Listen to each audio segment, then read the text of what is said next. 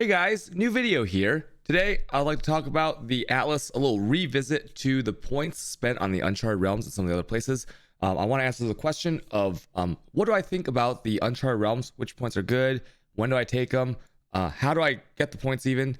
Is it okay to switch? Is it okay to respec? What do you do in certain situations? Is there any special things you need to think about? Anything that a new player might not know?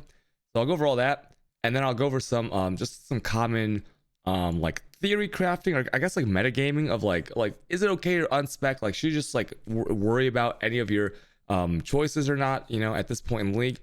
And yeah, it should be a pretty fun video. I'll try to keep it short. Once again, these are one takes, so it might go a little bit long, it might be super short, who knows. Let's get into it. On stream, people always want to see like, hey, can I see your Uncharted realms? Can I see your Lexi Joys? I just took out a Watchstone somewhere. Can I see your Lanach Cairns? Can I see your Hayward Hamlet? What kind of Watchstones are you using? Why do you use one of this Watchstone and one of that Watchstone? Why do you use sometimes regular Watchstones?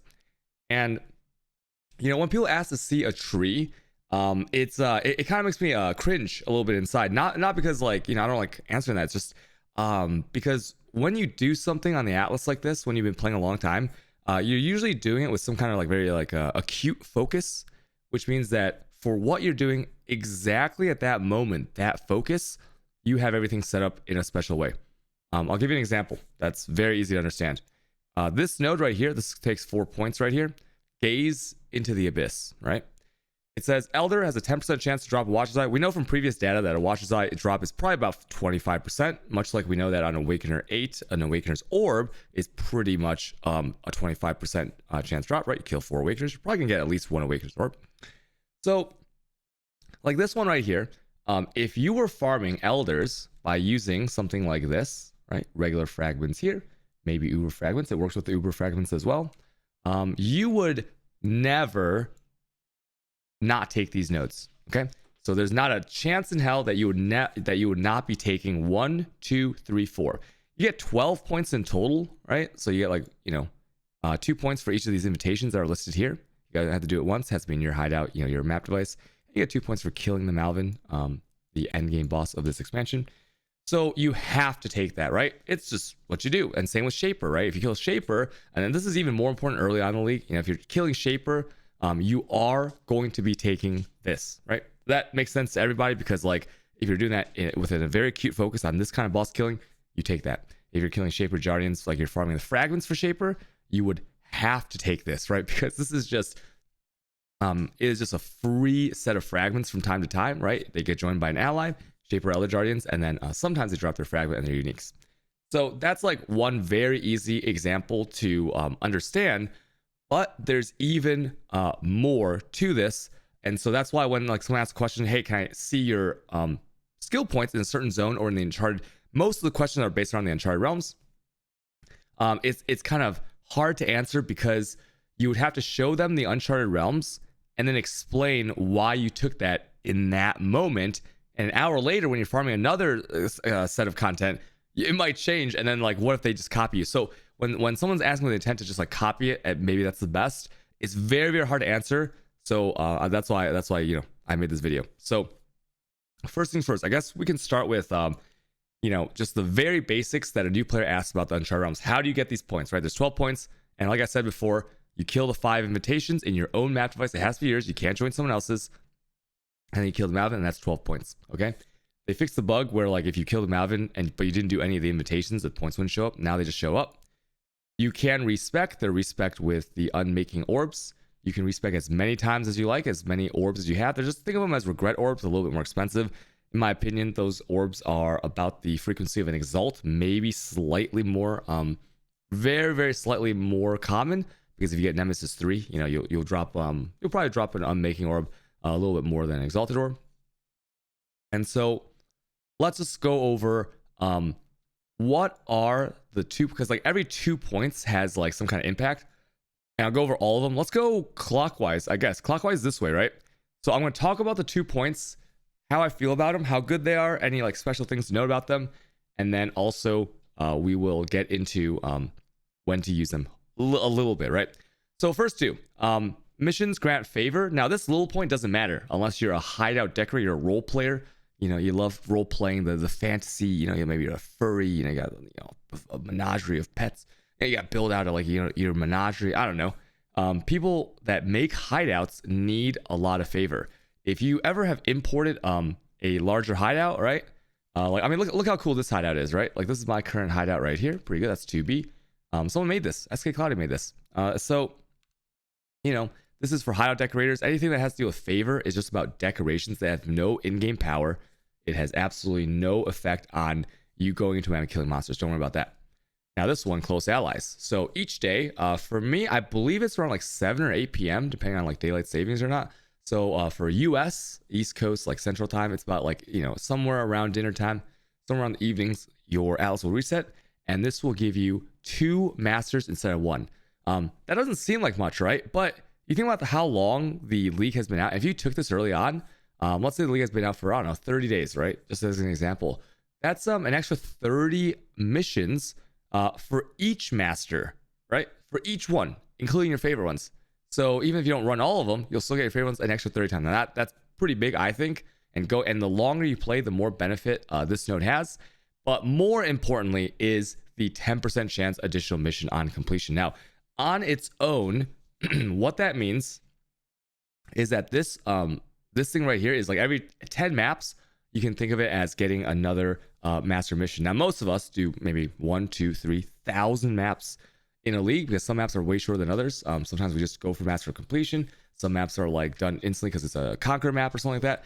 So a 10% chance on top of a min-maxed. Oh, Lily is here again. Hi, Lily. What are you doing, you silly? Oh, she's always like jumping on me during these videos. I love her so much. So hello, silly. So this 10% plus a min-maxed Awakener bonus objective for 10%, right? Base is 35, you get another 10% here, you get a 10% here, and it really starts to add up. Now, I always take this for the reason that I do a lot of maps. The more maps you do, this is a common theme. The more content you do, the more completions, meaning killing a boss in a zone, the more chances this has to proc, right? And you can kind of look at my master missions here and see that. Look at that. Like, I run down all my Albas and all my Junes pretty much. I let them pile up because I was doing a lot of harvest. And I was running down my Zabas, which had close to 300. So you can see that I love these 2 masters the most, okay? And if I were to run out, it'd be like a problem because I'd be like, oh man, I really want that master, but I can't chain run it. And chain running is where your focus and the real juice comes from, right? When you focus up and do something at length instead of switching around, and then you kind of make no money, you have no focus. So this makes it a lot easier to sustain. And then like when you rotate between the masters, like let's say I want to do all my Zabas once, this will help replenish the other ones that I like, so that when I'm done with the focus target, right, or the focus content, when I go to the other content I want to do, it has replenished its stock faster in the master department. Okay, so that's always good. I think this is safe to leave on most of the time. If you are someone who wants to like set it and forget it, this is very, very safe. I don't know anybody who doesn't like some kind of master mission, whether for the lore, the theme, or whatever, for the in-game power, benefit, money-making strategies, right? So these are very, very safe to leave on your Uncharted realms all the time. Now, sometimes if you ever need a couple points to swap for whatever reason, and it's already past the deadline for when you would have gained this 2 master mission dailies, you could respec it, right? Because if you're not doing completing maps, then you don't get the bonus for it. All right, next one. So enduring, this one's a point of contention because lots of people see that I have this most of the time, and this is something where it comes down to personal preference and how you should never be afraid to like try out new things and respec and try it out for maybe it's more fun, maybe it's more quality of life. The reason I take this, okay, like this one right here, this one doesn't matter. The currency items, even early game, I mean, a few Chisels here, a few Sextants, a few maybe Horizon Orbs, whatever. This little node doesn't matter, but this one additional use. So why does that matter, right? If you ever unspec this, it stays, okay? So let me show you what I mean. Do you see this section right here? How this one on the left says 4 uses remaining? I rolled this when I had this spec'd, and it stays on there. Even if you unspec, if I were to put this in, let's just say here, right? See that? That has 4, these have 3. Make sense? So it doesn't go away. It still always has 4 charges as long as you roll the sextant with this node. And that is important because look at these watchstones. Poison, poison, poison, poison, poison, poison, poison, poison, poison, poison. So whenever I only use like these metal watchstones, but whenever I'm ready to do a self poison build and I've pre-rolled these, obviously 4 uses is better than 3, right? And they have to roll it less because you can just roll 3 sextants when it comes down to 1 charge. So, you know, basically if it's 3 and there's like 32, then it's 96 uses of maps. But if it's 4 uses and you roll 36 at one time, or is it 32? Sorry, 32 at one time times 4, that's 128 uses of maps before you ever need to roll the poison sextant again for self-poison builds. That's 1 quality of life right there, right? So that's why sometimes I have this taken and I enjoy it. Other times, have you ever like rolled a sextant and you're like, yeah, that's pretty good sextant, right? Let's say get worm barrels, okay? 50% chance, by the way, it didn't get nerfed. Or you roll reflected, so you can run 4 reflected maps instead of 3, right? These are little things that add up where you're like, you don't have to roll for that one more. And for me personally, the reason I take this, okay, although this is not very recommended for most people, the enduring influence, is because when I do my maps, right, what I do is I have my maps on the right side. I'll do an ancient crane technique, right, which is just how I sort my maps onto the other side. So let's just imagine, okay, let's just imagine that these primordial pools are the maps that I'm going to run. So I put them in there, right? I usually would have another belt here. Okay, so it's just a way of getting the things to the right side so that it doesn't touch the incoming maps that I pick up. And you will pick up a ton of maps this league on the left side, right? So it doesn't like touch. It's easier to sort. So what I do is I always do this, right? I have my scarab columns because it's way easier. And I always choose 2. I choose 2 sets of 4. Why is that? Because when we go to the map device, right? And you put in this, let's say how we're going to do this. I click activate. It eats everything in here. And now that disappears. And I can put in, right as the maps open, I can put in 4 more and another map. Saves myself inventory space. When I come back, I can just open the next map without having to go back here. I only need to do this twice, right? Every pair of seconds. Now, when those 2 are eaten, right? So I do a map, empty, reload, and then finish the map, go back in. When I come back out the second time, I will do that again, right? Because every activation is 2 sets of scarabs put in. So imagine like this is my second set, right? So I have 2 uses remaining. I put in 1. If I didn't have that 4 sextant and I clicked on activate, it would disappear, and then I'd have to re-sextant as well as then put this in and then put it in a map, and then there'd be a little bit of mismatch, right? Whereas now, if I have 4 sextant uses, I can put in this. It opens, I put in another one, and I'm just good to go, and I just do it on the next one, right? These are all the things I mentioned here are very, very small things, but coming together, I found some great quality of life, and it made me have a lot more fun to take these, even though it's not really character power or progression or any kind of like, you know, money-making strategy really, right? It just feels good to me for those reasons I just named. So that's why you might take this, but for most people, these 2 nodes usually will not be taken. X2, Remnant of the Past. So this one right here, this one I guess early on it's good, but in the later part of the league, you might want to like hide a lot of influence items because they will lose value very, very fast as people start juicing. So this one at this point in the league doesn't have much value. These little small points here, but early in the league, you know, Citadel bows, maybe like I don't know, Imperial Staff, Imperial Claw, whatever you can think of, right? Influenced items can be kind of good. Okay, so this node right here, I think it's pretty damn good because on Awakener 9, you have Awakener 8, you have 4% chance. Awakener 9, you have 4.5% chance. Adding another 3%, that's almost doubling, right? From Awakener 8, like going from 4 to 7. And early on, getting these have a lot of synergy because if you can draw more Elder and Shaper maps, you can run this more frequently with more synergy and more efficiency. So getting more of those is also for sale. If you don't like doing the boss or you don't have a build that can do the boss, getting more maps is always good. You will never find yourself in this league, at least, maybe go in the future as things stay the same, out of a source that wants to buy your maps. So Jardy maps pretty cheap. Elder maps much more expensive. So let's say like a 9C is like a Shaper map, right? In bulk. It's not unlikely to sell the Elder maps for like 15, and if you have a lot of them, maybe 20C. Okay, because people are running the Formed and is it the Twisted, the Forgotten, whatever the Elder ones are, and you cannot lose money on those. You make a lot of money, a lot of Malvin's Writs. So people will always be doing that. Everyone needs Malvin's Orbs. Everyone needs the Writs, right? So never will be out of demand with what we know about the game so far. So extra 3% chance, absolutely huge. I think that this is a very safe choice right here, these two, to if you are, once again, doing a lot of maps.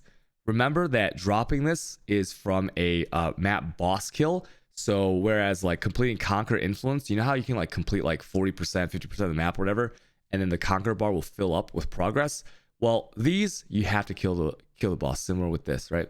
If you don't kill the boss, you can't drop that Shaper or Elder Guardian boss. So the faster you can do maps, the more focus you have, the more efficiency you have, the less time you spend rolling maps.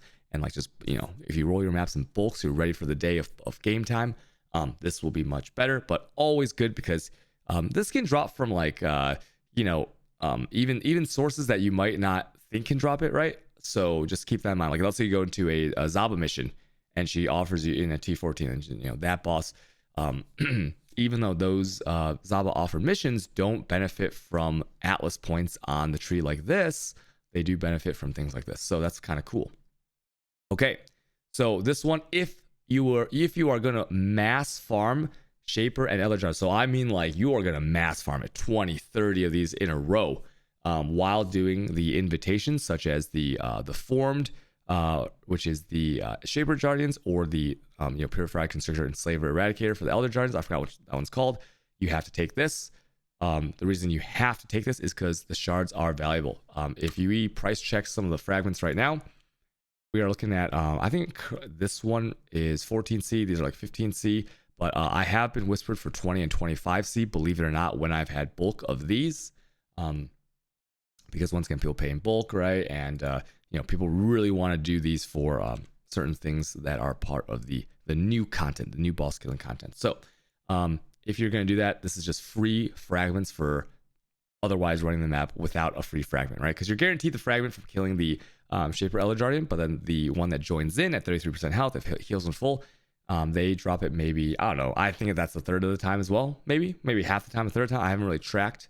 So always good, but only if you're going to focus fire these. If you're going to do these like once in a while, don't bother, right? Because it won't be enough juice, right? This is for focus firing, and then you would unspec out of it when you're done. Same thing, I talked about this a little bit earlier. You're focus farming Elder and Shaper, you spec into this. When you're done and you don't find yourself using the fragments to spawn a Elder or a Shaper, then you should absolutely respec out of these. So these four, just remember, only for focus firing down that content. When you're done, please respec out of it, because you will get no benefit out of these four when you're not doing it. Okay, next. Now this one's really cool. Now I think that with Awakener 9 and things like that, Awakener 9 is right here, but I think that getting to the Conquerors and fighting them, and getting to Awakener and fighting him once you have a character that's able to do it, is of utmost importance. Why is that? Well, it's a free map in between. It's a little bit of a break. You don't need to think about much. It's kind of a mental break where, like, Veritania, Warlord, Drox, Bron, and what's the other guy? Alhazmin spawns, and you're like, okay, I get a boss fight. There's no mods on the map. It's a white map. It's gonna be easy. The boss can drop something really cool, right? Maybe a nice Awaken gem for a few exalts. Maybe if there is a league where the uniques are valuable, there hasn't been so far. Maybe some nice bases for crafting, and it's just kind of a cool map. And of course, Cyrus has some big returns. Usually Awaken Orb, 3 to 4 exalts in the leagues, and of course the big boy Awaken gems and other items that are fun. For example, gloves are very, very fun, even though they're going to break on the first whale orb. Everybody knows this. And you get a Prophet Crown early on in the league if it's well rolled, maybe 20 to 40C, but later on, 1 ouch. So these nodes here, I think, are great. These, if you are doing maps and spawning Awakener, you can kill the Conquerors and the Awakener, well, go ahead and take this, because what this means is that sometimes you will just get double progress, right? There's 5 spawns, 7 nodes, 5 nodes, 7 nodes, and 9 nodes, right? Everybody hates 9 nodes. If you've ever gotten 4x9, I don't know if you know what that means. 4x9 just means like all 4 Conquerors take 9 maps to spawn in the past. I've never gotten that. I've gotten 3x9 and it felt horrible. Like I wanted to stop doing it because the time between spawning those massive packs of influence mobs and juicing your map is further apart. It takes further to spawn the final boss, right? Really annoying when you get a 9-noder. Well, sometimes you get lucky, you get 2 bars of progress. So let's say that you were to get lucky every single time, right? A 9 node becomes a 5 node, right? Pretty cool. Sometimes when you start the map, right, like, and you don't have any influence in the bar shows, you get 2 automatically.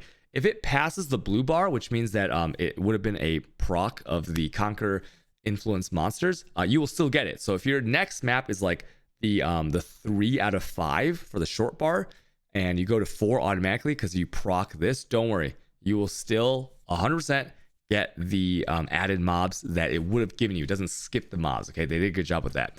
So don't worry about it. It's only a benefit, and it's pretty hilarious sometimes because you're like, wait a minute, I just did like 3 maps. How is my 9 node warlord so close to being done, right? And it feels super good when it procs.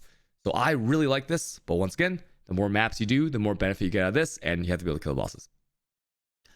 These 2 small nodes, I mean, influences are kind of cool because when Awakener spawns in your map, I think he can drop like different influences than normal. So when you hear him go like, Furry of the Cosmos, and you're like, wait a minute, this is a hunter map. You could drop like a Redeemer base, like a Baron base, because of Cyrus is in there. He drops all the bases, I think.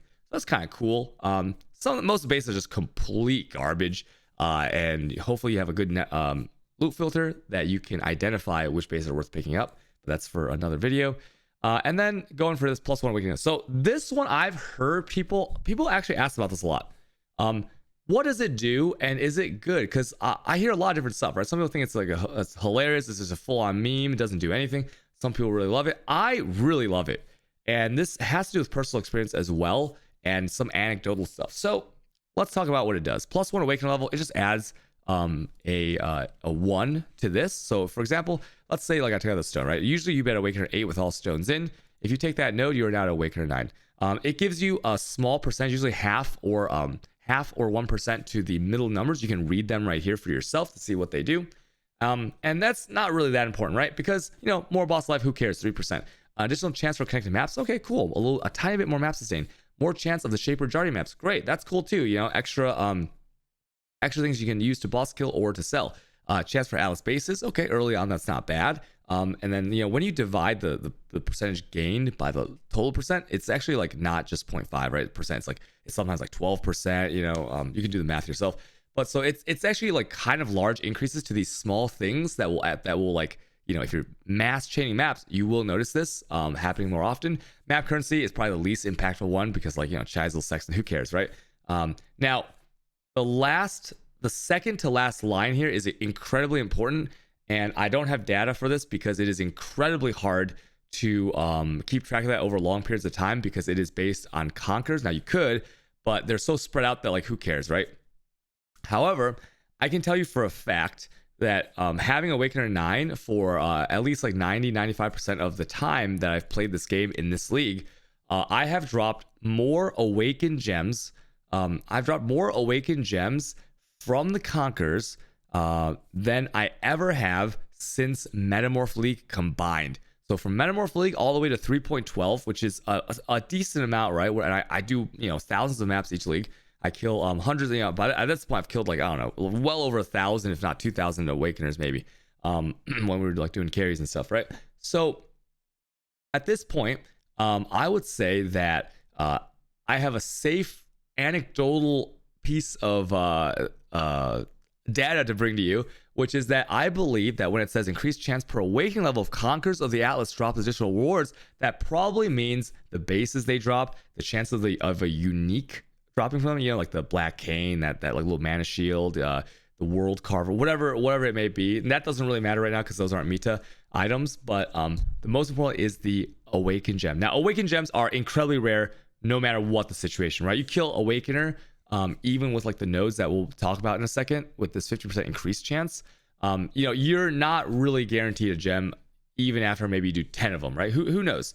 Maybe 5, 10, you will get one eventually, but I'll just tell you that I've dropped more Awakened gems than I ever have with the Awakener 9. Okay, so that's all I'll say about it. If you like Awakened gems, and some of those, I've dropped like one time I dropped like back-to-back brutalities from Hunter. I dropped Control Destruction from Baron. I dropped like all these gems, a ton of deadly elements from what's her name, Veritania.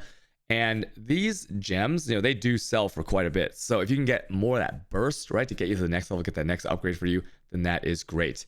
Also for personal experience, when you look at the numbers in the middle, killing any map boss can just get you a head hunter. It can give you league specific badge of the Brotherhood head hunter. I've dropped 3 headhunters so far in my playtime since Metamorph League from the bosses just by killing the boss. So I know that's only a 1% chance, right? Because it's an 8% chance to roll the unique, and then it has to roll through all the plethora of different uniques in the game, 99% of which are garbage.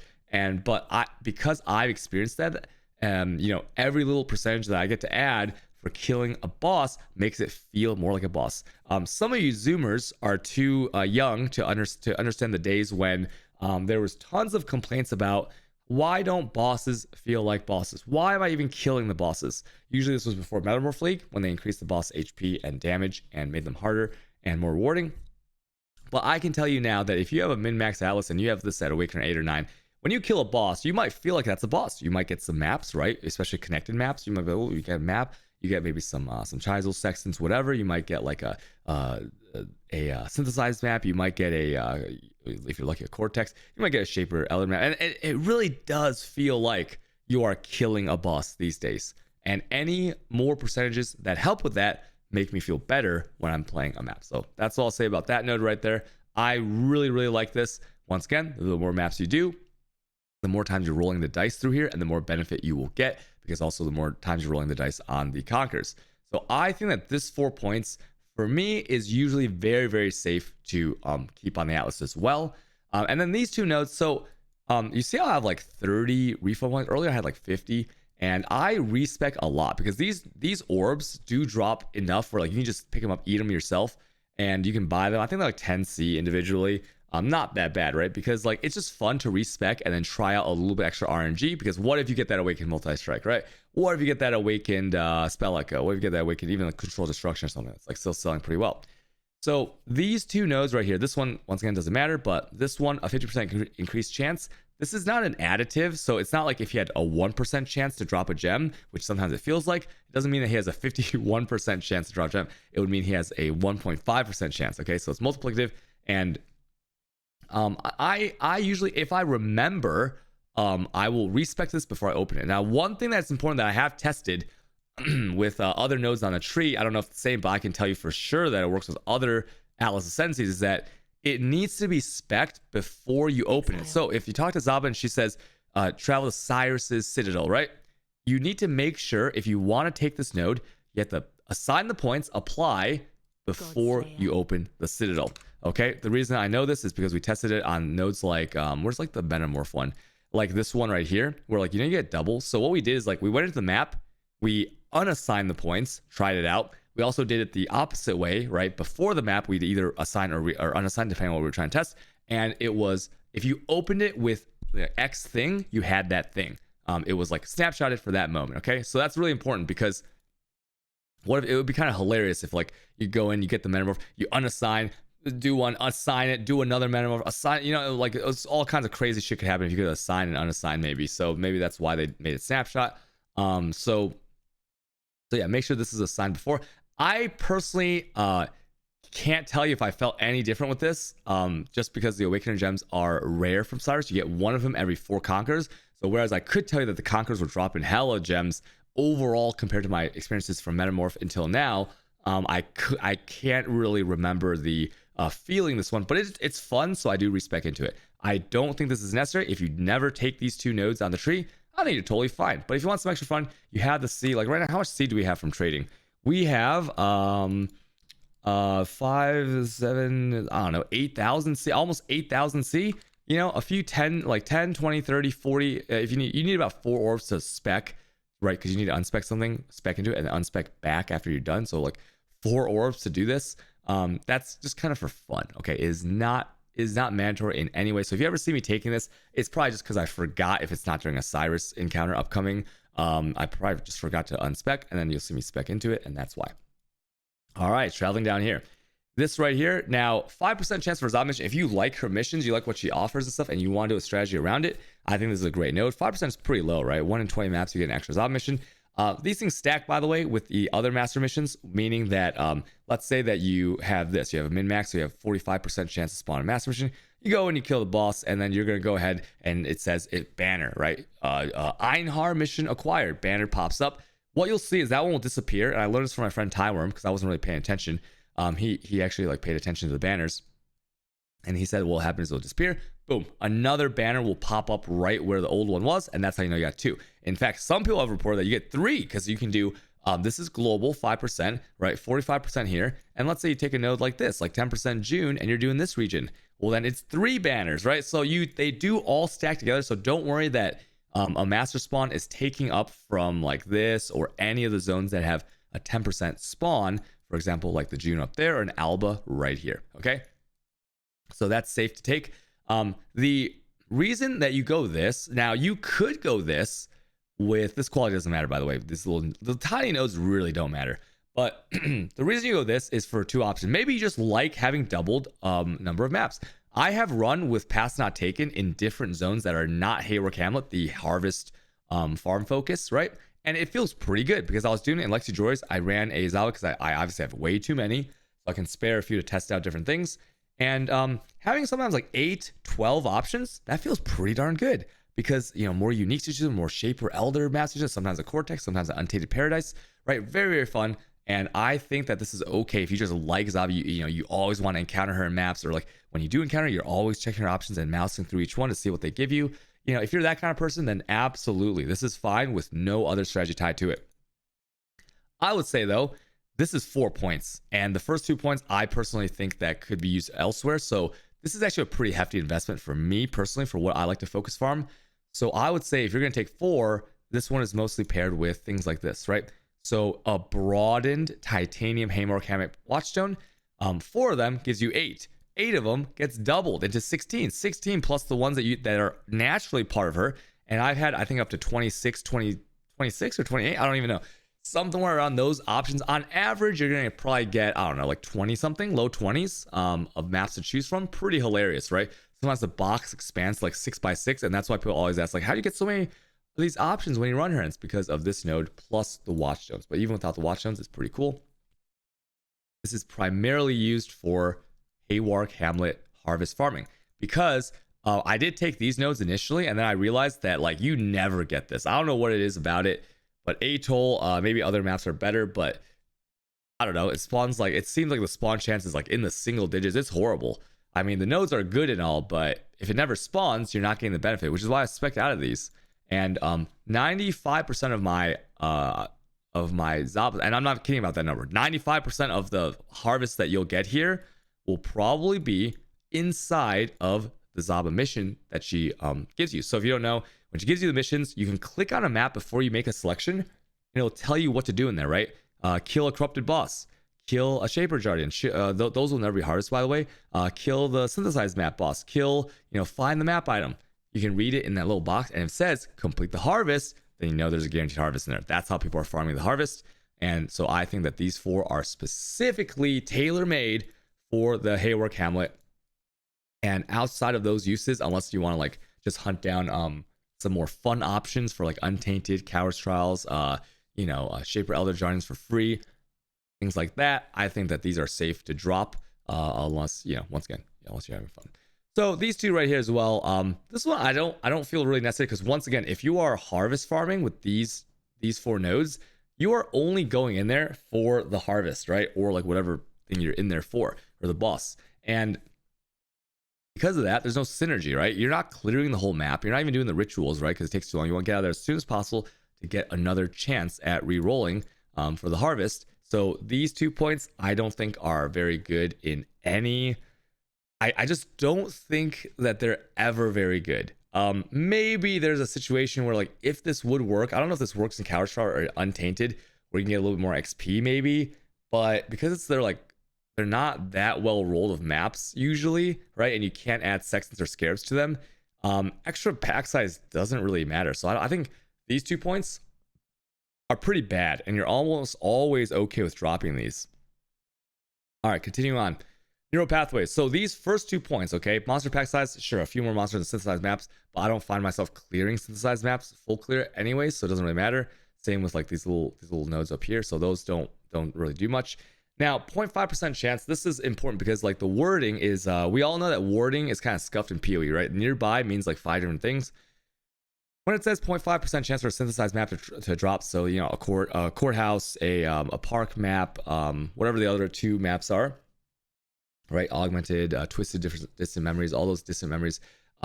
It's for the map boss. It's not for unique bosses of any kind. So you might think that unique boss is any orange name-plated monster, a Beyond boss, a Setiash, Abixoth, Rogue Exiles, maybe an invasion boss. No, those don't apply because I have killed. I must have killed thousands of Beyond bosses. You know, your Naems, your Behemoths, your Tetsiashes, your Haas, right? In these 2 points spect maps, and they never dropped a synthesized map ever.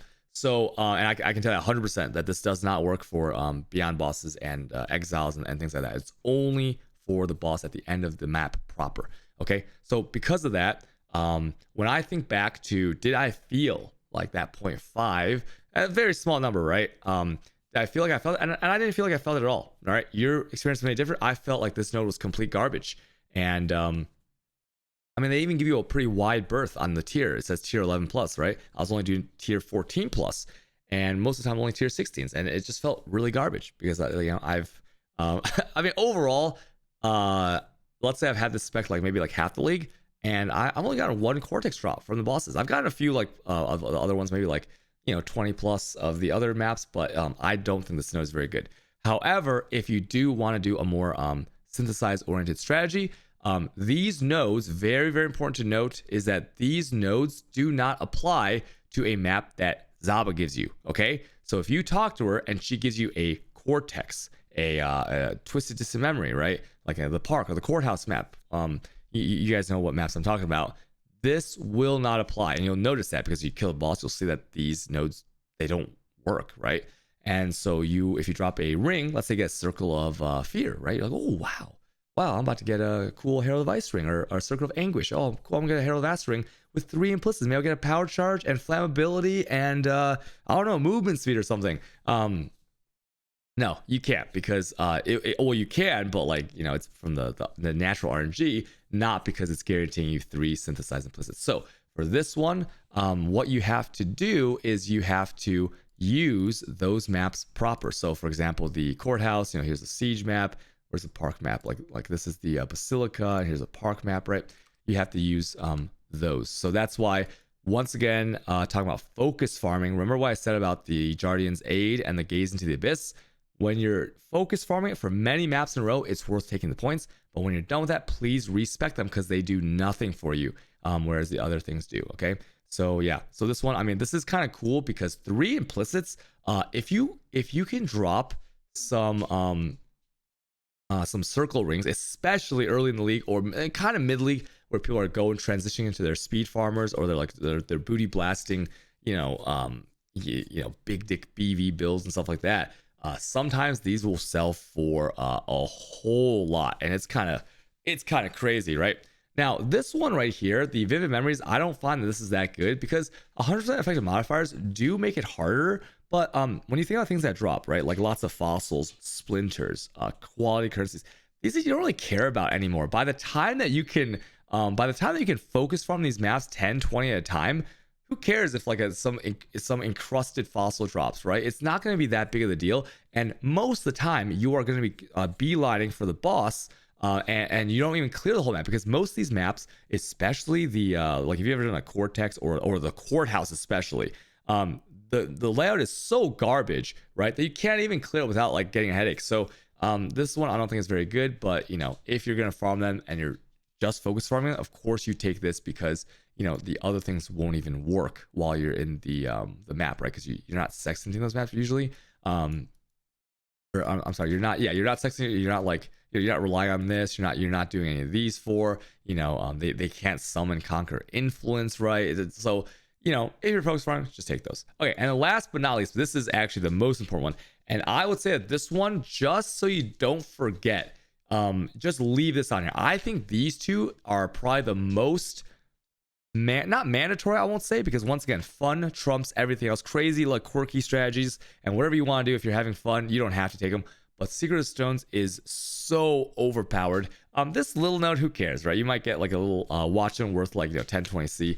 Maybe you get a misinformation from time to time, but it's an increased chance to drop the unique Watchstones, which yeah, most of them are pretty garbage. People don't really like using these because there's so much juice on the Atlas. This one though is massive. So 25%. Now let's talk about first what it doesn't work on. So if you have like an integer, like this 1%, right? It doesn't have a decimal. So that will not work because it doesn't take, let's say I have 4 froths, 1%, 1%, 1%, 1% chance of something beyond. It doesn't add them all up to 4%, then multiply by 1.25 because that's what we thought. Because why wouldn't that work, right? 4% times 1.25, that's 5. Wow. So they're rewarding you for focus farming. Nope, doesn't work. It's on a stone alone. So if it has a decimal place, that will work. So let's say something was like 0.70, right? Percent chance to like do this. Well, then it would be, 1.25 times that. So then it'd be like 0.98, right? And then you'd see that reflected in the map top right when you put down the drop down bar with like the billions of text here. So that's very, very important to note. Things that are a integer though, that are 4 or greater will work. So for example, this is an easy example right here. Do you see this unique boss is at 11.1, right? So like if that 0.1 was like, for whatever reason, it was 0.4, then that would work. They'd be 0.5. Or if that 50%, this one's obviously works because you can go into the map and see it. The 1.25 multiplies to the 50, right? So then you get 12.5 there. And then, I have like all those. If you have something that says like 4%, like 4% chance of spawn Kadibro, that works obviously because 1.25 times 4 is it. In PoE, they almost always round down. So since there's no rounding there, just a 5, it's great. If you get like 5%, right, then that obviously rounds down to 6. So you kind of get my gist there. So be careful with this Watchstone. It might not think what you think, but it is still incredibly good because for the most part, lots of our strategies rely on things such as like decimal places or numbers of percentages that are greater than 4. So it just gives you a massive boost, and it is so good. Like to the point where I don't think I've ever unspec'd this. Even when I need to just drop 2 easy points right away to like get something. So for example, I normally would take this, so I'm gonna like take this back and then go here maybe when I'm doing my harvest, right? I never ever unspec this just out of the fear that I might forget to respec it for even a few maps, right? That's how good this is, and I would always take this. Now, if you don't have Watchstones that are like at the beginning of a league, let's look at these, right? These are normie Watchstones, they're garbage. So it wouldn't do anything to those. So, early league, I guess it's not as important, but eventually you'll just take this and you'll never, you'll never take it off ever. Okay.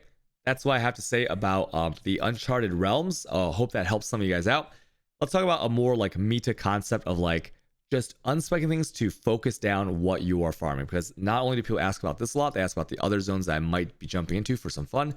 And I can't stress this enough that please never feel like you're locked in to any kind of points just because someone else does it, okay? Don't feel like you need to do some watchstones or some points on the tree just because someone else told you it was good in a video.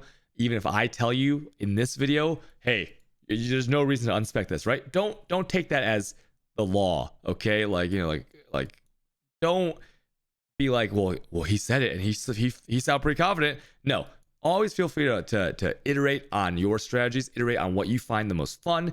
If you find something's not working for you, be like, well, I don't like it, right? For example, I like Ijori's, right? So when people ask about my Lexi Joy's tree and I show them this, they're like, wait a minute, is that good? Is Parandus good? Now I love Parandus, and I got a header from him, got many exalts from him, got lots of tier 1 drops from him. He's great. I like him. But lots of people don't, and they don't find value because like if you can't add him naturally with a Scarab or other means, then it really doesn't do much because there's only 20% chance to spawn. So I don't like things that are a 20% chance in the map, right? So if you ever need to respec, please do. And think about this list of things I'll just tell you. So think about the Scarabs you're using. Is there any watchstones or skill points that can go with your Scarabs? With anything else you're adding to the map, let's say from the map device, from your prophecies, from the map itself, like does your map maybe have like some special properties that make it more or less fun with certain nodes? Can your character handle the nodes? Is it most important, is it fun to do those nodes? Can you take advantage of those nodes at all, right? And so by going over this checklist I just mentioned, you can kind of tailor things to what you want. So let me just go over that real quick for this. Now, I don't use Metamorph Scarabs anymore, right? So this 2 nodes here, which I always used to take when I was using Metamorph Scarabs, I dropped, right? People are like, why'd you drop that, right? Now, it does apply to this guy, but this guy's always there. So I love how this guy is on 100% of my maps. When I go back to Metamorph Scarabs, if I do any Jories, I will absolutely take these 2 nodes. But for now, I don't find a reason for that. This is for the big jambles, right? It's like the lottery. Will you get a Henner? Will you get an Exalt? Will you get Prentice Manor? Will you get Wanderlust? Who knows? So because I like jambling, I love taking this, okay? When I run maps here, I run them very fast now, usually to jamble with Brandis. So with that, because I'm doing more maps per hour, if I'm really speed farming this and killing the bosses very easy in these maps, then I take this. So I can stockpile album missions. See, album missions I use a lot, so that when I run my Glenage Cairns with these 6 nodes, I'm never really running out of albas, or else it's very hard to run out of albas. And it prepares for future content that I know I'm going to enjoy doing. So that's looking to the future. Now, you don't need to take this. For example, look at this. I take this because I drop a lot of maps, right? So when I think to my Scarabs, right, this is what I was talking about earlier in my list. Scarabs are very, very important right now. They are so cheap and so plentiful and so easy to get in bulk. It's still a little bit annoying, sure, but there's a little bit of micromanagement tied to them. But because I use cartography Scarabs, I drop so many maps. And so if 10% of them even have a layer of Delirium, that's at least 10C in bulk Delirium orbs I don't have to buy. So I'm going to take this node, of course. Now, I hate running Deli orbs on this build, my auto bomber. Why? Because if I choose to go self-poison, or even if I'm not self-poison currently, there's some kind of weird lag interaction with the assassin and the auto bomber and the self-poison sometimes with the Delirium shifting layers of slowness and patches of like chill on the ground and stuff like that, where it is so laggy and stuttery for my computer that on stream it just does not feel good to play at all. So because I'm not doing Delirium, I've taken off these 2 points of Compulsive Hoarder, and I will re-put those on there because I think a chance to get additional 3 reward types is pretty hilarious. It's very fun. The reward pops are very satisfying, so I'll put those on there. I used to take this because an extra doubling of the bosses, which would spawn all the time, those bosses would drop more splinters. Right now, I don't even pick up single splinters, and I will pick up the small splinters, but the price of the Simulacrum has dropped by such a degree that it's I don't feel like I need to take this anymore, because the Calamitous Visions, which used to be one of the more expensive jewels, is like 15C. So who cares? I'm gonna get that one every 100 bosses maybe, and it's not gonna be anything, right? So I've taken that. So time of the league also matters. You have to think about the economy and like what why you were doing those things.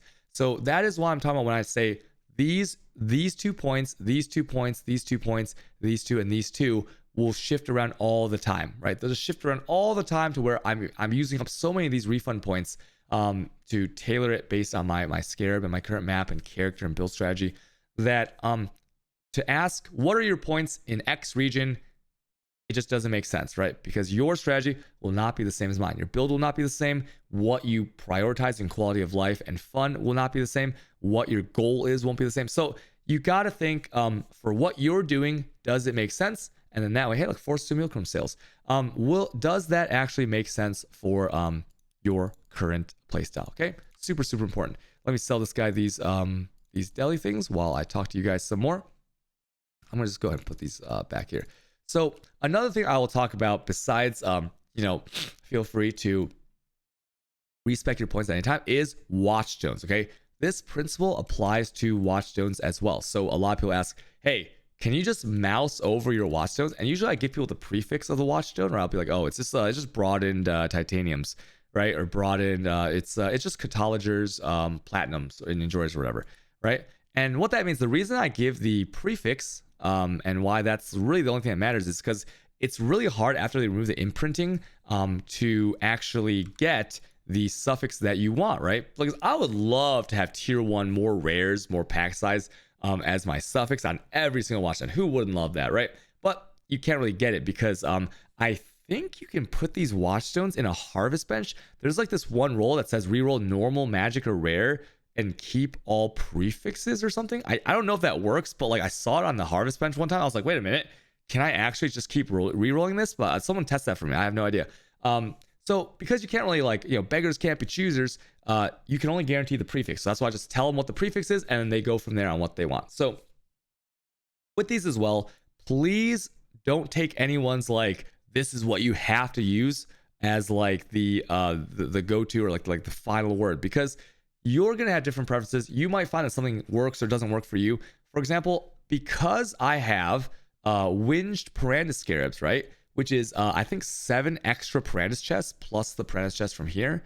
What that means is that I have more chance of good chests, like, so Catalogist drops the cheater, like the safes and the catalogs drop the cheater, which is like 3 point something exalts, and I was dropping it all the time, right? Whenever I got one of those, not all the time, but like maybe one out of 4, 1 out of 5 times that I found a Catalogist chest, and that's pretty awesome, right? Because that's a fun jamble, it's an extra jamble. But if I wasn't running like Winged or Gilded of those scarabs, I would not be taking the stone. So if you saw these and you're like, oh, Catalogist must be good, maybe I need to take it. Well, what if you didn't take Friends of the Family, or you weren't using Gilded or Winged Parandus Scarabs? It would make no sense to do that because it's so rare of a box. Okay, does that make sense? So only because I have like the vast number of Parandus boxes that will be showing up do I take that. So always look to like what your current strategy is. And a good way to do this is, I'm just gonna give you an example. So a lot of people recently have been doing harvest. They go, what are your stones, right? Now these are pretty like tried and true. The broadened, right, if you're gonna get most of your harvest from the master mission. So these are, the prefix is called broadened, and it's on a titanium stone. So the way that you would do this, if you're ever wondering, is there something better for me, is there something that I could like do to min-max my strategies more, just go to Google. POEDB is like the source, and then you can type in POEDB and then anything you want, right? This doesn't just apply to Watchstones, it applies to like unique items, stats, whatever you want. So I'll type in titanium hamlet Watchstone, I click on it, I'd scroll down. You can do this with any kind of Watchstone. And wow, look at this. This is, if you click on it, it gives you more information, okay? And then you can see the prefix here. You see that? That's the prefix. And you can just type that into the trade website. And please try, when you're starting this out, please, please, please just read through the prefixes, see what's available to you. Look at the suffixes. Suffixes are shared across all the stones, and choose something that is right for you. Now, if you want to follow someone's strategy blind, be my guest. But a lot of the time you might see something that would excite you more than what they're doing. Okay, so like in the when I was like first looking like fraught, right, like some of the beyond that like really like got me turned on, because I was like, oh my god, dude, 4% beyond, what the hell, right? And then like you look on the right side, you're like, wait a minute, look at this rare monster. If I had tier 1 20 weighting, I get 5% rare. Are you serious? If I had, oh my god, if I had 4 of these, that would be 20%. And remember, the secret of stones works for us. That's 6%. 24% more rares. Are you kidding me? Like, that's so ridiculous. So you might really want to focus on one or the other, and then if something looks cool to you, the other maybe one or the other will be less important, right? So like, let's say you really want the more rares and you see what you can do with rares, well then maybe the prefix doesn't even matter that much to you, because now you're like, oh, what if I can do this in this zone or that zone? And then so there's so many options here that you really gotta kind of make it your own, right? It's okay to like think about what other people are doing, but think about why are they doing that? Would it work for me? And then what you do after this is like, so let's say that like this one kind of gets you excited, right? Let's see, let's pick a random one, this one. So you're like, holy shit, 8% more likely to be accompanied, right? I can get more lines on the board. So what you do is you copy this. If you don't want to type it, you go to the trade and you just type that. Syndicates, what's it called? Titanium, Haywork. How do you spell Haywork? Hamlet Watchstone, right? Boom. Hit enter. Look at that. 32 results, 49C, super cheap. And now you have your option of suffixes to look at, right? So this is how you search for Watchstones. Some of them might be more expensive than others, right? Especially things like Valdo's Watchstones. But this is just kind of a short little thing, because I can't tell you how many times I get asked this. Like this combination of questions about like, what are you doing? What X are you doing in Y region? What strategy X are you going to do in Z region? What is the best for this region at this time? Like, it doesn't matter, right? Like there's like cookie cutter strategies that you can look up on YouTube, but all of this stuff is your own. And kind of how, if you listen to me explain the middle atlas, there's like so many different things that you can kind of figure out for yourself, right? Another thing to note is that a lot of the time as the league gets later, I I have a hard time kind of visualizing someone starting the league late, because I don't know what that's like. I've never done that before. So when you haven't done something, you just have no idea, right? So whenever someone asks a question, I'm always in the mindset that they played as long as I did. They played from day one of the league. If you are joining in later, I will say this: when a league gets later on, it really doesn't matter so much what you do, because all the beginner stuff is gonna be so cheap, right? Unless it's like the most meta of strategies or builds, you're gonna ramp up to the min max levels so fast that you have time, right? Like everyone's already at their stable point, stable like farming point, where if you just want to try stuff out, you're not really hurting, because everyone's ahead of you anyways, and you will just like be able to take it easy and get to like it's like there's like not catch up mechanics, but in WoW, if you know like catch up gear and stuff like that, it's kind of like that, right? When you start out, don't worry so much about what everyone's doing, because you're gonna catch up really fast, and then you kind of like make your own thing. And as people quit the league, what happens is that like if you're doing something that not everyone else is doing, then there's gonna be a market for that, right? So that's I don't know what I was trying to say there, but that's just one thing to kind of note if you're wondering if you're wondering like, oh man, I'm not caught up to everyone else, or like I'm starting the league late, I'm not like there yet, right? I feel like I have FOMO, fear of missing out, right? Don't worry about any of that stuff. You can get anything you want at pretty much any point in the league, and so just take it at your own pace and try to figure things out. Don't be afraid to ask questions. What else do I want to talk about in this video? My voice is kind of going if you can hear it, so I think I gotta cut this short. It's been a long time already, right? It's been, oh my god, has it really been 56 minutes? That is crazy. So with that, I've talked about the middle zones. I've talked about respecking, why it's okay to respec and use your unmaking orbs at any time to try different things. And that's about it. All the zones are good right now. All the zones. Okay, maybe not. Okay, maybe not all the zones, but most of the zones are okay right now. You can do anything you want, make a lot of money. If you have any questions, stream every day on twitch.tv/Kijo_ in the evenings US time. You can ask me there. Okay, thanks for watching my video, guys. Love you guys. Okay, thanks for watching my video. Bye.